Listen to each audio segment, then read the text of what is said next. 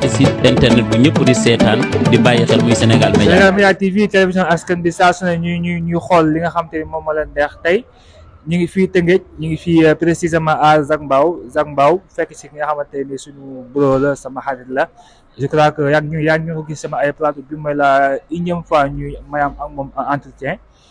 ñu ngi fii ci salle sport bu Def Sport nekk Tëngéej Zac Mbao rond-point Express macha allah moom nag ki ma dalal tey c'est un sportif parce que fii lay dóoree mais xam nga rek temps dafa xaw a daw affaire yi yaa ma gën a xam.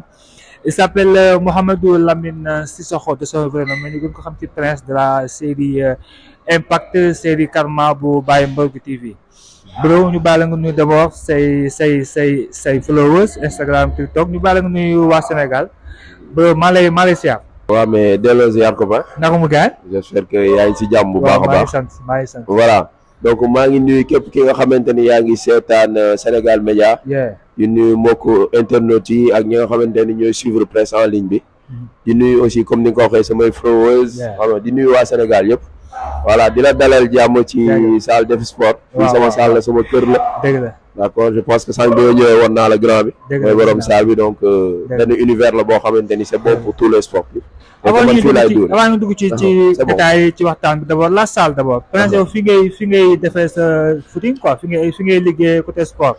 alors salle bi bokk nañ ci ñi nga xamante ni pionnier laa ci quoi parce que bi muy nekk benn salle parce que soo remarqué fii yaa bâtiment bu rëy la donc bi muy nekk benn salle laa fii commencé ñëw donc sama salle la sama benn grand bu tudd laay moom quoi bokk ci gars yi ko tijji bokk naa ci gars yi ko tijji d'accord donc ma bokk ci membre bureau bi sax ba léegi donc doon foo xamante ni fii laay dóore donc di ko recommander aussi bépp sportif bu fugg jaar aussi voilà le concept Def Sport pourquoi mu jël tur bi def ko Def Sport.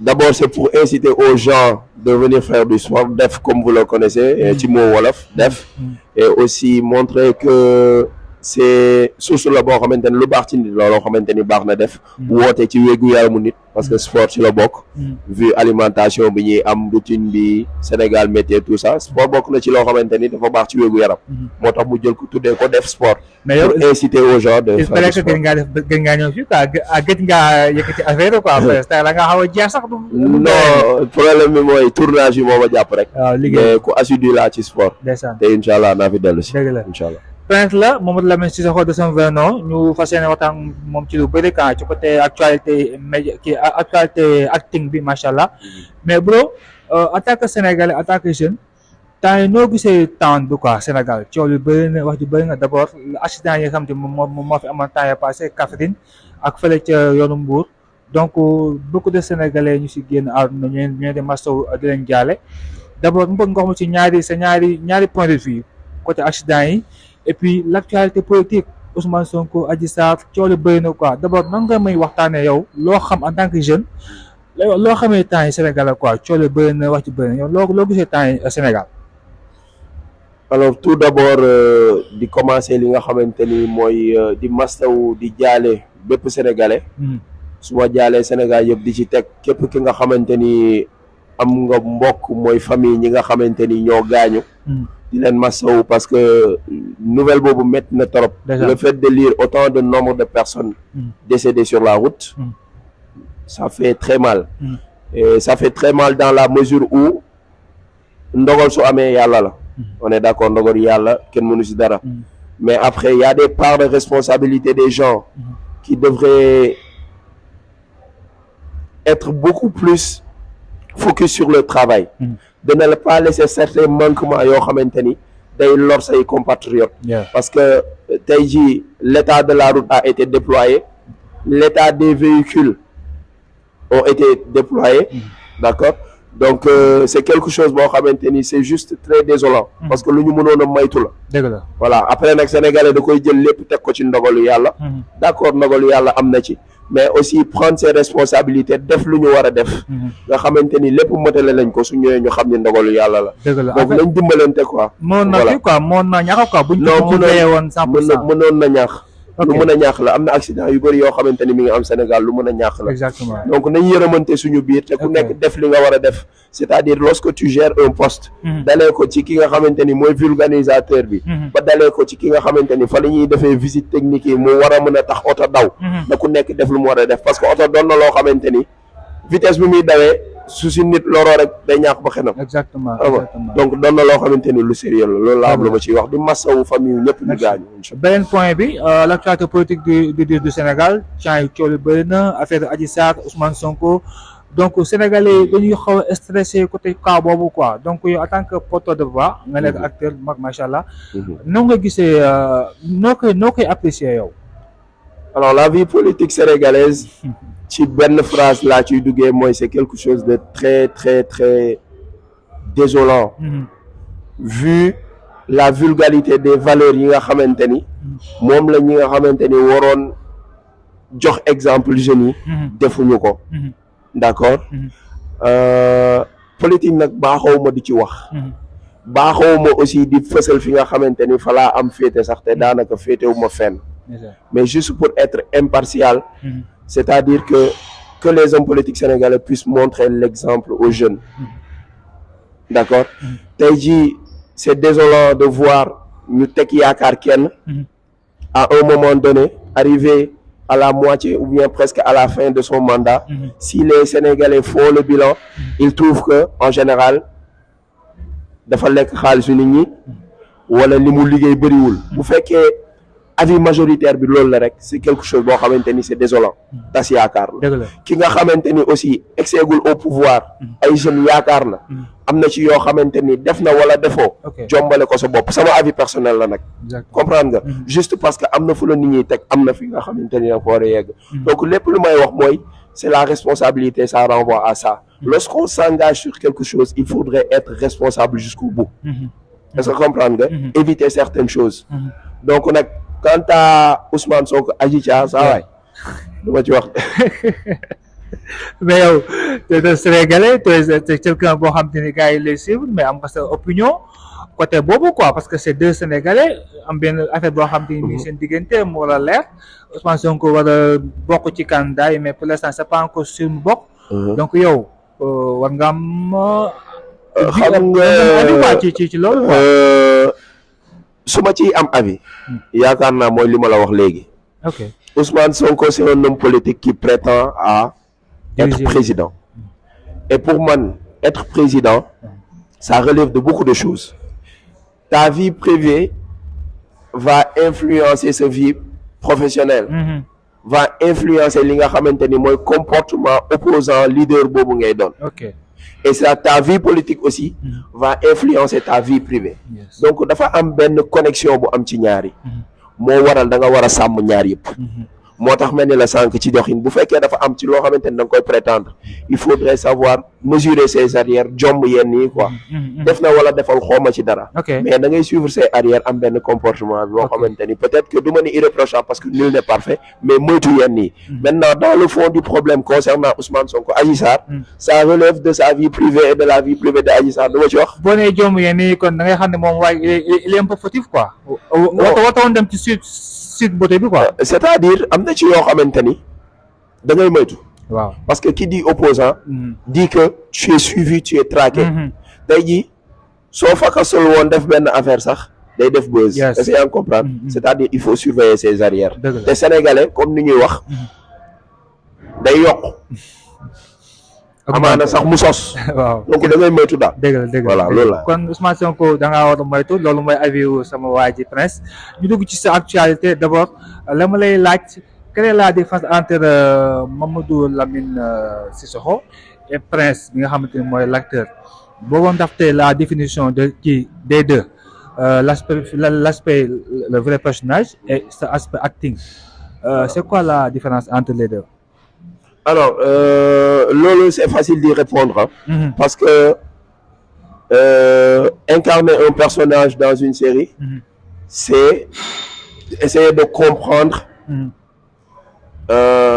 ce qu'on a sur les écrits et de donner vie à ça donc disons que c'est un travail à faire maintenant job boobu soo koy def dafa am ci base booy déparé personnage bi may lire ñu jox ma ko lan la bokk ak man ak lan la wuteeg man ok comprendre nga donc loolu su ma ko defee si je fais le rapport de Prince et ça Prince est un homme qui est down, qui est calme qui a le sens de la responsabilité yes ça ce sont des points communs ak li nga xamante ni mooy personnage Prince ok derrière nag le trop calme de Prince l'hyper cool hyper compréhensif je ne vis pas comme ça ok je suis beaucoup plus chaud que ça ok xëy na awma patience boobu noonu xëy na awma réaction yooyu noonu su situation tollee foofu et j'ai été obligé de travailler ça pour pouvoir jouer parce que sama trame d'histoire loolu la woon ok voilà c'est ça Prince, donc différence bi loolu Prince loolu leer na mais Prince da nga nekk acteur boo xamante ni li ngay joué loolu na ci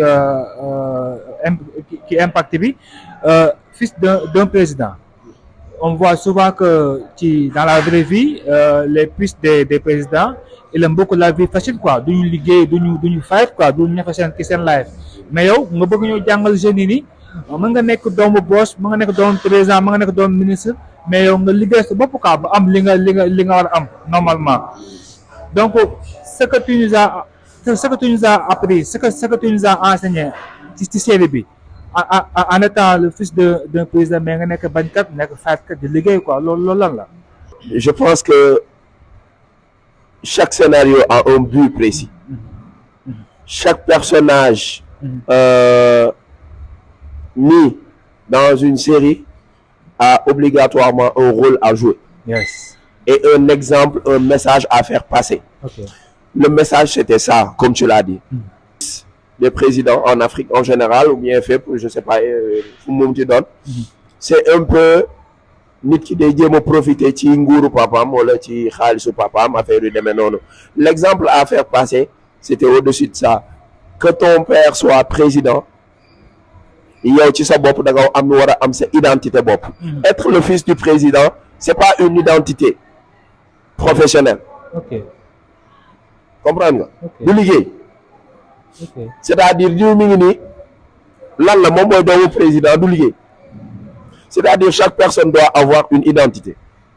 C'était ça le message. J'étais le fils du président, mais n'empêche j'étais un homme d'affaires.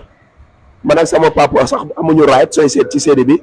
Je gérais mes hôtels nekk en collaboration ak waa la famille Gradel. Comprendre nga. Donc c'était ça le message. Que sa papa nekk leen taxul yow nga doon loolu. Parce que peuple bi sa papa la falu la. Ok. Donc yow da nga war a liggéey et tu dois même montrer l'exemple. su ñu ne ak kii doomu président bi la lan lay def ñu ne am na lii ak lii ak lii te moo ko moomal boppam. mais on voit souvent ici dans surtout pays africains yi les fils des présidents dañuy dung lu leen neex quoi oto yi cher doxal ci xale yi la belle vie mais yow dundoo loolu ci série bi quoi en fait. C'est ça. Tu as préféré vivre autrement. Dans la série li ci normal. waaw li nga xamante ni moom la nit war a def loolu laa def. Ok. mooy li normal te loolu moo doon exemple bi. Quels sont loolu moo doon message bi. quels sont les retours que tu as après ce rôle boobu noonu. le positif wala négatif wala et cetera. y a des retours positifs y a des retours négatifs. Ok. parce que trame d'histoire yi ma ci am bëri na par rapport à la vie professionnelle j'étais quelqu'un boo xamante ni damay liggéey tout le temps aw ma jotu sama famille. par rapport à ma femme ou bien par rapport aux autres je suis très calme damay nekk di négocier ba ñu naan sax personnel bi Prince dafa yambar wala affaire de meneur wala dafa ragal jabar ji mais c'était juste le fait de communiquer avec ma femme jéem a sauvegarder les deux est-ce que comprendre nga. donc am naa ci ay retours positifs parce que c'est un personnage boo xamante ni j'ai su intégrer ça. te su may joué waat yeneen rôle du ñu gisaat personnage boobu parce que day changer. Ok. donc ce sont des retours positifs que j'ai eu des retours négatifs par rapport à ñoo xamante ni dañuy gis ay manquements wax la ko. waaw te loolu ça doit être quelque chose boo xamante ni moo lay permettre nga avancer. parce que il faudrait savoir s'améliorer dans ce qu'on fait. donc critique yooyu may dégg et tout ça ça me permet de rectifier sama posture. Presque l'année 2022 bi passée tu fais partie des révélations du côté acting ici au Sénégal. C'est que ci hausse yi may gis du ma gis yow nga am prix et c'est pas loolu et puis tu es un jeune acteur tu fais bien ton boulot côté acting mais révélation nga ci acting du Sénégal mais gisuma ce prix quoi je sais pas qu'est-ce qui s'est passé pourquoi boo ko ci nominé je sais pas. bokk naa ci nominé. parce Ok. que dès récemment Oscar d'Afrique je faisais partie des nominés. Ok. mais pour te dire vrai du ma fenn nit ki il faudrait savoir reconnaître les choses. J'ai commencé dans le milieu mais tey jii am na ñu ma ci gën a yàgg ñoo xamante ni parmi les mu nominé par exemple de yi nga xamante ni mooy Oscar bi jàll il y en avait qui étaient beaucoup plus méritants que moi. C'est-à-dire que su ma ko gagné woon ci seen kaw dina ma bett. ah bon comprendre nga waaw. mais peut-être sa gëm sa bopp. loolu du ñàkk gëm sa bopp de. c'est-à-dire bul jaawatle ñàkk gëm sa bopp ak li nga xamante ni mooy. mérite la. tey jii li ma def ci paysage cinématographique Sénégal muy série ma joué ko ma am ci rôle principal boo xamante ni Prince la ma joué ci Karma tey jii je suis nominé par rapport à Roger Sala par rapport à Chérif Mal yoo xamante ni am nañ ay projets yu bëri par rapport à Jules César yoo xamante ni am nañ ay paasan sama xarit maa ngi koy nuyu bu baax sama doom ndey ñooñu ñu nominé ma ak ñoom man ma joué benn rôle fils du président ci rôle principal la mais du rôle principal ñee seen jeu d'acteur ci lu bëri am ci yoo xamante ni damay roy ci ñoom ma ñëw prétendre bugg ko jël non c'est être réaliste c'est pas bañ a gëm sama bopp te yàlla xam na ni su may continuer di jouer continuer di am rôle dinaa am ay prix fu ñu taxaw jouer ne séquence su Roger bii rafet na wala séquence Pa Assane bii rafet na dañ naan séquence su Prince bi aussi rafet na. parce que loolu évolution la mais dañ def émission bu njëkkoon ci 2022 bi. nga di Sénégalais gisaguñ daal ci yow quoi en fait parce que te yow li ngay def nii mën nga lu ko raw. mais loolu et puis man beaucoup de gens yi xam ne ñu ngi lay suivre wala man mi lay suivre c'est sûr que tu peux faire mieux que ça. mais boo nee ma ñoom Jules César ñoom Pa Assane man damay xaw a sentir déception quoi ci yow. parce que ñoom ce sont des bros comme yow. du déception tey jii wax nga ko nee nga ci sa biir wax gis naa ni yaa ngi joué te mën na leneen dama lay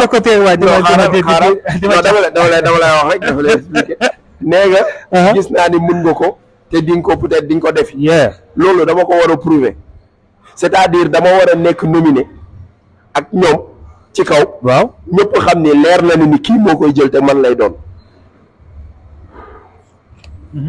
est-ce que yaa ngi comprendre ñu leer na ni dama koy jël te man lay doon parce que peut-être ci année boobu li ma joxe ñoom joxewuñu ko et que mu wóor nit ñi man bugguma jël ay jël boo xamante ni kii moo ko jël te pourtant ci kanamu kii non ñuy dañoo juum wala lobby la bugguma loolu moo bëgg woon leer loolu day leer mais bro man gis naa ni yow wóor na la wóor yàlla ni ci Impact ak Prince waaw suñ ma joxoon prix meilleur acteur 2022 Pa Assane joué ci Pa Assane joué ni mu tuddati muñal Roger Sala ñëw joué ay projet yoo xamante ni projet panafricain la jeu d'acteur am carré ñu ñëw jox ma ko da nga naan lii daraa ngi ci man j'ai pas le droit d'apprécier devant la caméra man dooma kii la personne il faudrait savoir être raisonnable ba pare xam li ngay def mais boo Bathie Massamba son vrai boulot c'est cadreur man dem naa mboyu j'ai figuration mais Bathie Massamba c'est un cadreur mais pour man Bathie Massamba fu mu taxaw di jël ay prix waaw yow nga faa taxaw jël prix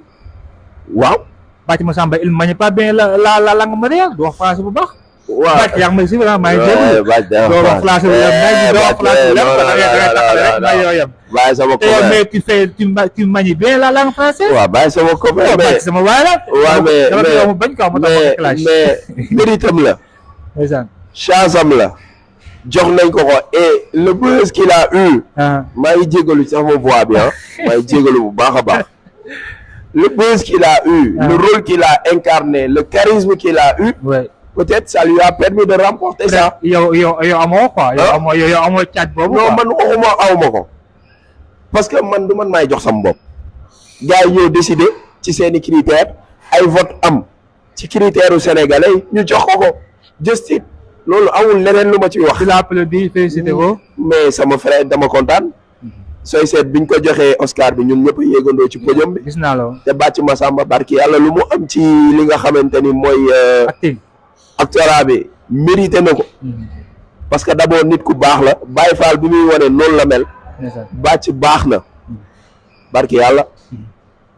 da koo mérité te dama kontaan mais lenn nag xam naa ko naa la ko yëgal tey de pour tënk wax ji foofu la. waaw lu acteur jël Sénégal dama koy am. incha allah te yaa xamtuwuma ko. li may def lu ma neex la c'est par passion yaa xamtuwuma ci dara. te lu acteur am ci sama kaw passion ci liggéey dama koy am te li may def ci actorat di ko toog di ko tëju sama néeg di ko liggéey di ko def billaahi bu fekkee am na ñu koy def wëyuñu moo tax ma gëm ne dama koy am. mais lu tax chaque fois Oscar yi ñu ngi chaque fois des acteurs de mbër toujours en devant surtout yéen jeunes yi quoi yéen moom Paasan Bac Massamba comme ni nga ko waxee léegi pourquoi chaque fois rek yéen les acteurs de Mbeur TV si prix yi yéen a jël ay prix yu bëri quoi pourquoi loolu. bës bi la wala liggéey bi wala. mais parce que production Marodi bëri na de un bon peut-être ëppul yenn maison yi mais am na impact bu bëri. Et sur la toile, Marodi est très bien représenté par rapport au nombre de followers. Regarde la caméra. Ok. Et sur la toile, Marodi est très bien représenté par rapport au nombre de followers. Par rapport sur YouTube comme sur Instagram. Et ça donne une très grande visibilité. Tu vois, donc je pense que le beaucoup de ci joué, pareil, à Marodi, ils font de très bons castings. Yes. Nous avons là pour Ligue Good. Actuellement ak yenn maison yi may yéegalagu mais projet yooyu noonu génnagul mais est-ce que tamit yow ils sont bien représentés. Ça manque de chaque fois ça manque de prix est-ce que ça nekkul li nga jéego ci yenn maison yi parce que souvent dañ lay critiquer souvent ne yow tu es toujours en tout cas amago chance de génn dem jouer Even Pro comme sa copain Paki Passan daa muñal wala bi mu changé beneen jeu acteur nekk benn grande bu sadik ci série boobu noonu peut-être loolu mooy xaw a quoi ba amoo yenn parce que chaque fois tamit ce jeu dafa xaw a calme quoi te calme down bien xam nga teg sa cravate yaa ma gën a xam. c'est-à-dire loolu ci impact la. waaw soo ñëwee ci Karma du woon loolu ci impact la. mais soo ñëwee ci Karma saison 2 du woon lool. waaw boobu j'étais plus le bad boy. l'enfant qui buy yàq xaalis. buy magnifier. un peu inconscient. Et les personnages changent. Maintenant, par rapport aux autres maisons de production, être acteur, dañ lay soxla woo la. waaw c'est-à-dire du yow yaay dem forcer sa bopp maison yi. dañ lay soxla ci tel projet xalaat ni tel rôle mën nga ko jouer ñu kóol la nga dem def casting ni ñu jël la. pourtant gars yi ñu ngi fëgg porté de.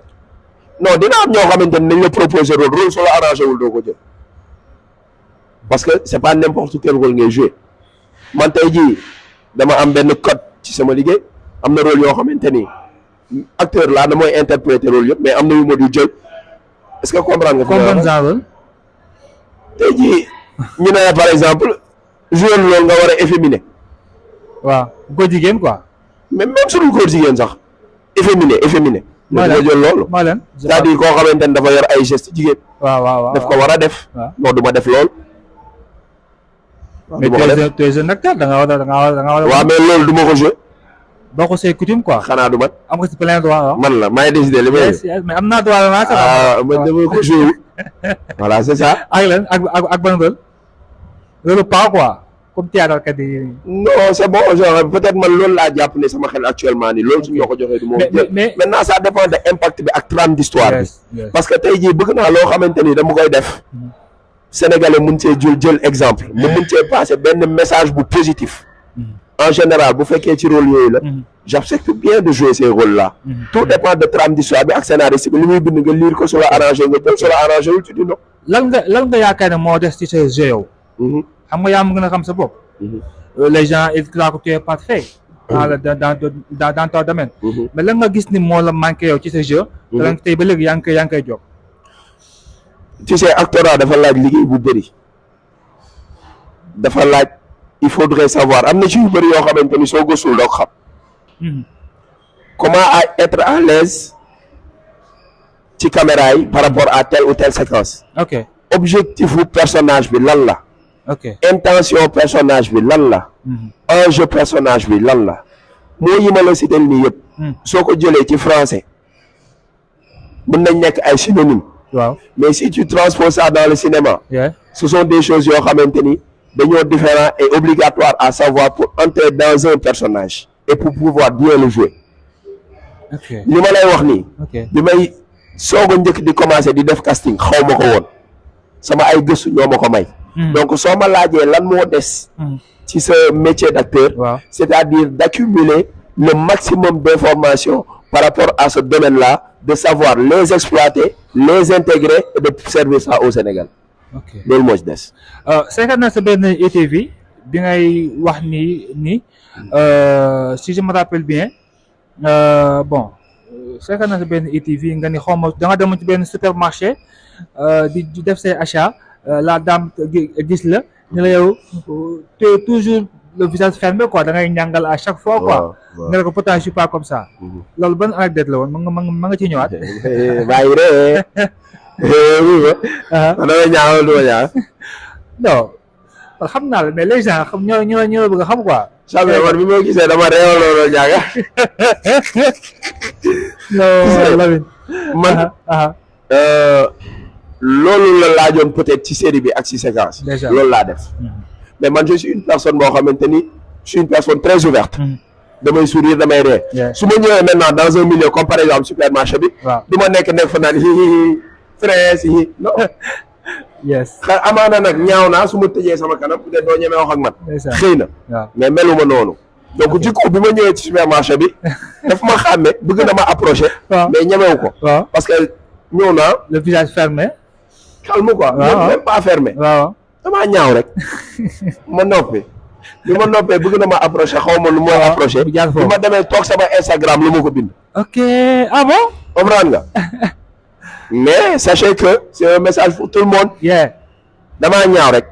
mais ñàngaluma une personne qui veut m'approcher dama approché ñu savontere ñëpp ay gars lañ quoi.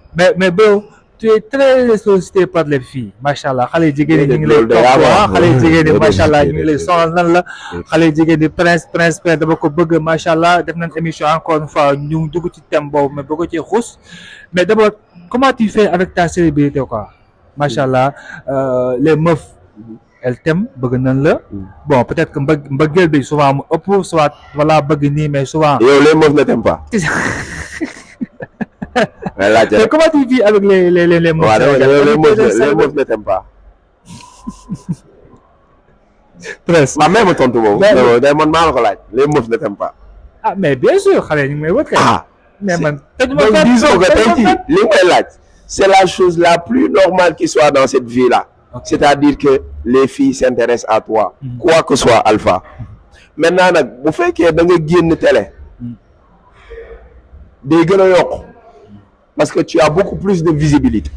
c'est juste ça. waaw tey jii ma ëpp la xaalis ma dàq la. est-ce que comprendre nga. waaw. xale yu jigéen yi ma xam dinañ ma topp. yow nga nekk koo xamante ni maa la ëpp daraja sax daanaka. mais nga nekk koo xamante ni ku ñu xam la sa page Instagram am na 1 million de vues. yow la xale yi gën a sonal ka man. amaana man sama popularité su tolloon na yow amaana doo feeñ c'est-à-dire loolu la xale yi jigéen ñi topp la ou pas c'est par rapport à ta visibilité. est-ce que comprendre nga. waaw par rapport à li ngay feeñ.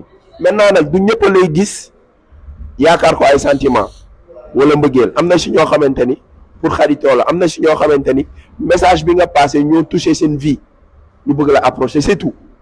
mais am na si ñoo xam ne dañuy forcer relation. forcer relation mooy laa bëgg je t'aime dama ma neex. waaw léegi je t'aime mais xanaa du man maa koy valider ou pas waaye su ma valider wu. mais xam nga bu mool mel lu war a mel. boo nee laa bëgg gaañ loo ci def. mais loolu mënu ma si dara bu fekkee ma bëgg keneen nag.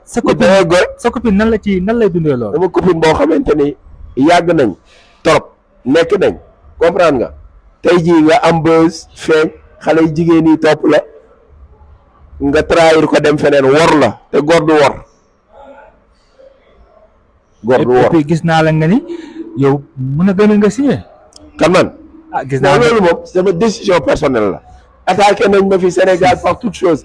donc kii dafa dof li muy wax gëmu ko ak yooyu mais choix la su ma neexee dama ko choisir. mais tu es sérieux non. mënoo laay signé. sa copine mi ñuy seetaan de nee na benn la.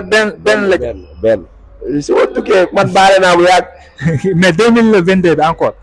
on a fait def nañ benn plateau nga ni yaa ngi wàcc quoi parce que waaye booy bi jël na 95% ci sa xol bi quoi. yàggatul dara.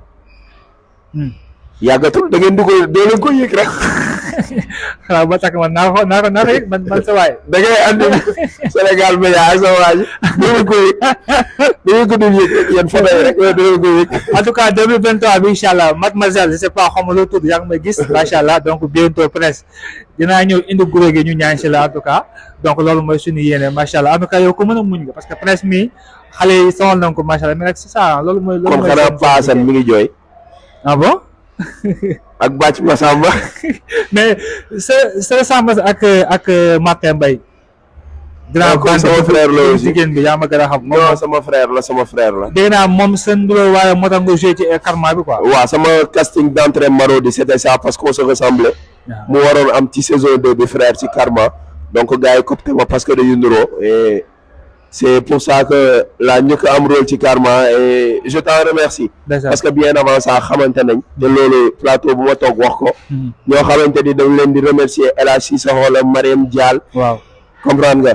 Pa Assane. ak ki nga xamante ni mooy. Martin Mbaye. Martin Mbaye voilà. waaw mais seen bande de trois là. yow Martin Mbaye ak Martin Mbaye ak Jules César je crois. les trois mousquetaires les trois bandits 3 célibataires 3 bëgg jigéen.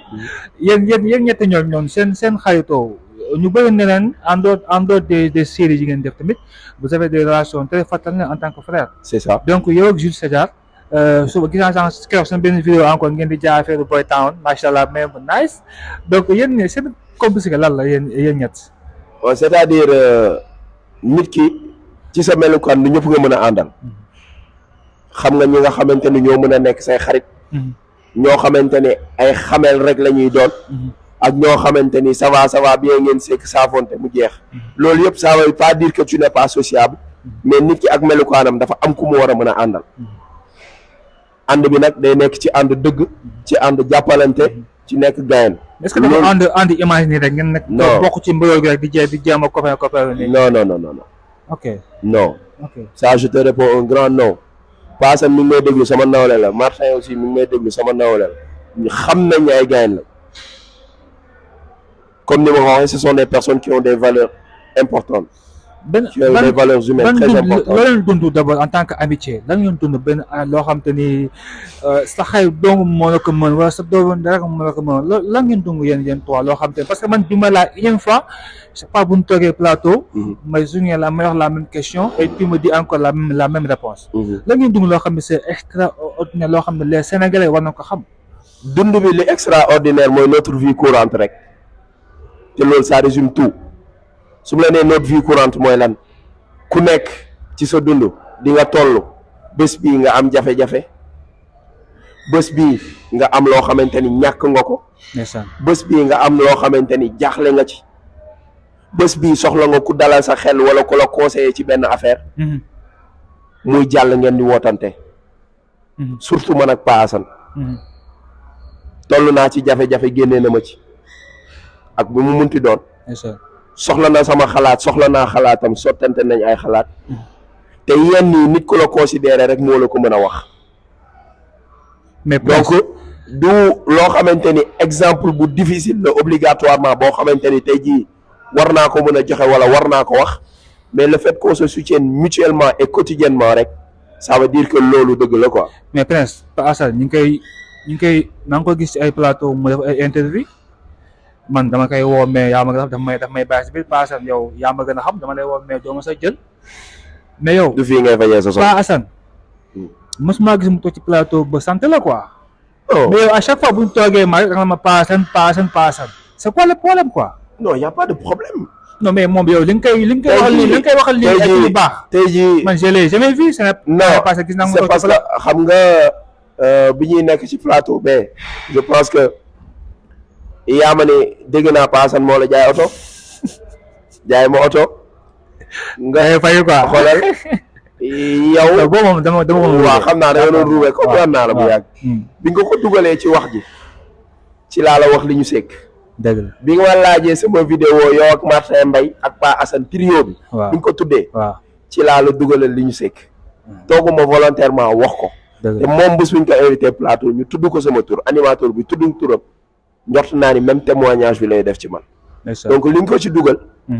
et que wax ci sa mbaaxu morom wàññiwul ci sa mbaax dara moo tax ma tuddal ko loolu te lu am en tout cas man dama lay si encouragé di la wax ne ci clan bu baax nga parce que tamit benn instant xaritoo entre le camarade de ñi nga bokk fi ngay liggéey surtout maa côté acteur yi c'est pas amul sax wala su amee tamit c'est pas beaucoup mais chaque fois da ngay gën a renouveler sa xaritu ak Paasan ak Maté Mbaye donc dama lay si yow laa koy jaarale Paasan mi ñuy xool nee ko man dama koy woo pour interview bi dafay bañ quoi si yow laa jaarale message bi. nee ko bañul.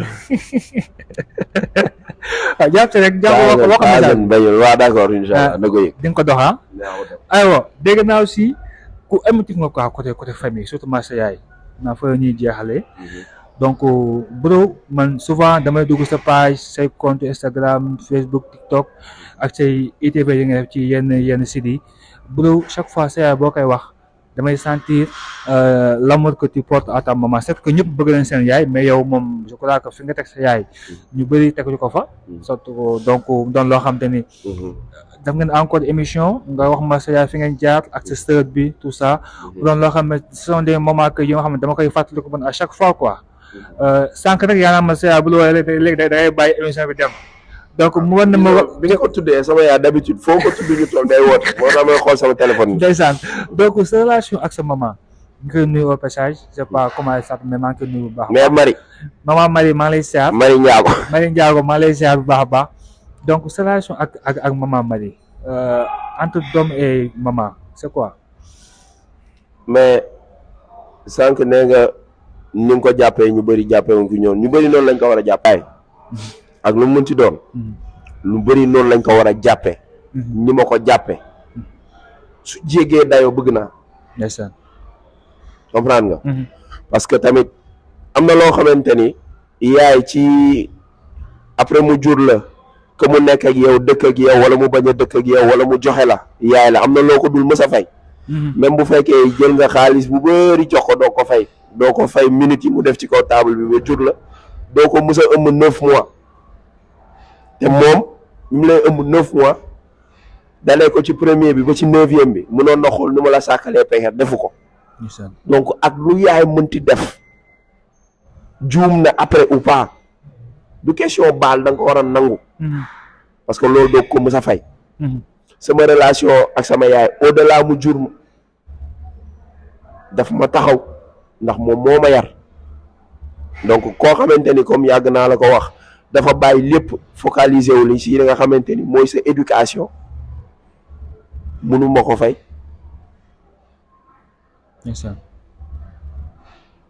amul leneen looy wax ci loolu. mais bro sa yaay ba nga nekkee boy ba nga nekkee jeune sa éducation sa jàng c'était pas nekkul métti woon na. sa sœur moo doon jàpp di fay di jël bësam d'après ce qu'on m'a expliqué jël bësam di la fayal yow un jour nga ne ma. il fallait que nga réussir ci jàng bi pour nekk quelqu'un pour mën a taxawoo sa maman. du woon sax bourse dafa sacrifier lu bëri dem di daan doone pour man ma jàng pour man ma dugg école ma jàng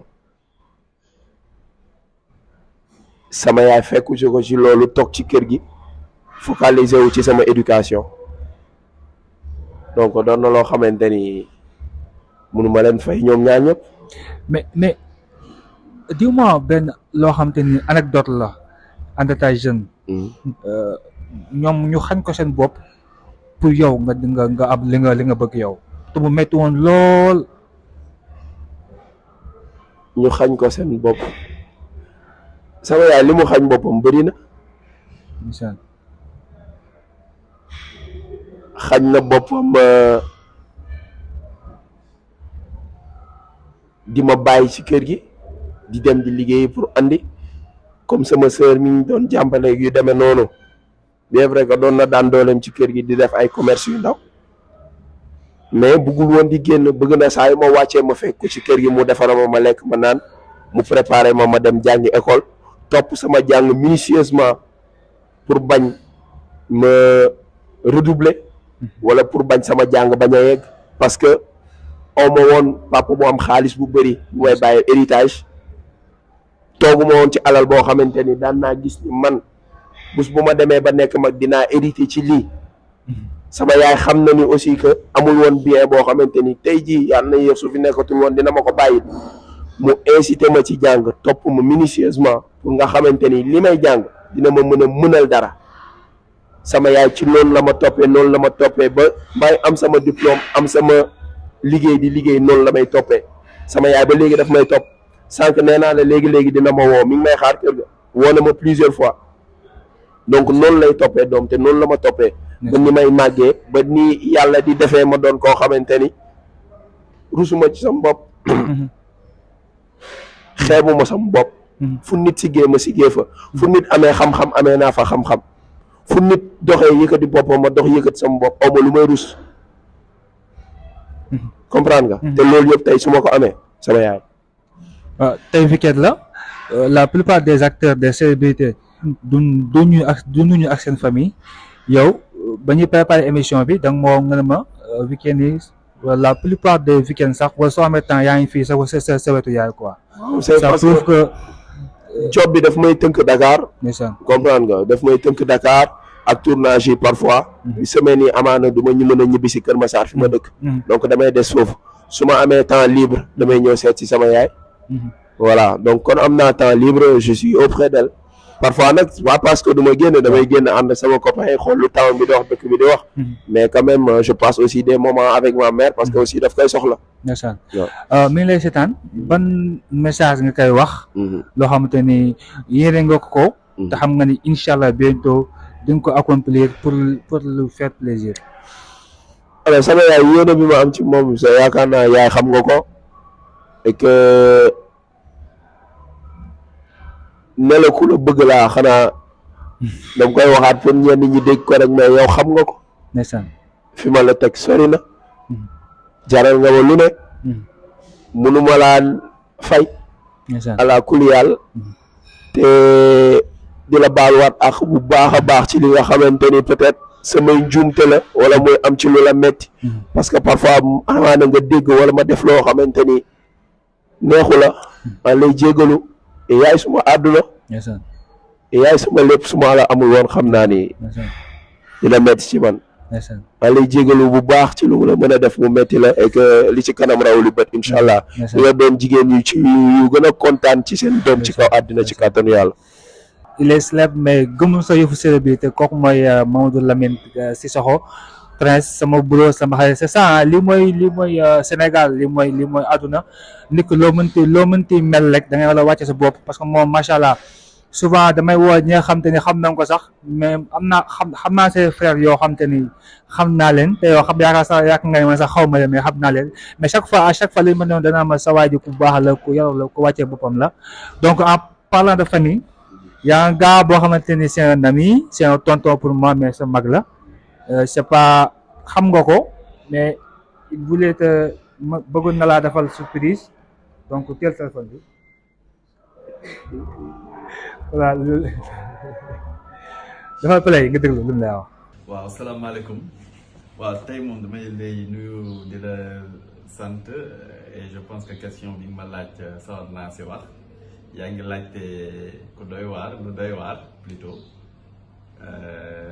Lamine bon nit ñi xamee ko si Prince la ko ñëpp xamee mais sax moom Prince la def Prince la noonu nga koy gisee donc Lamine nekk na koo xamante ni soo ko gisee muy joué dafa nekk koo xamante ni dafa sérieux si lu muy def mais gis nga kooku farceur bu mag la Lamine soo leen toogee di waxtaan nga xam ne que ne kii nit ko oyof la amul dara lu nekk si moom da ngay ree ba tëdd si suuf ñun ñi nga xamante ni ñun ñooy magam ñun xam nañ si dara te mu nekk rakk joo xamante ni rakk ju baax rakk ju oyof rakk ju déggal ay magam déggal ay waajuram déggal ay sëram nit koo xamante ni foo ko gis lu ko ñor mooy mbokk ak dimbali ñu mu xam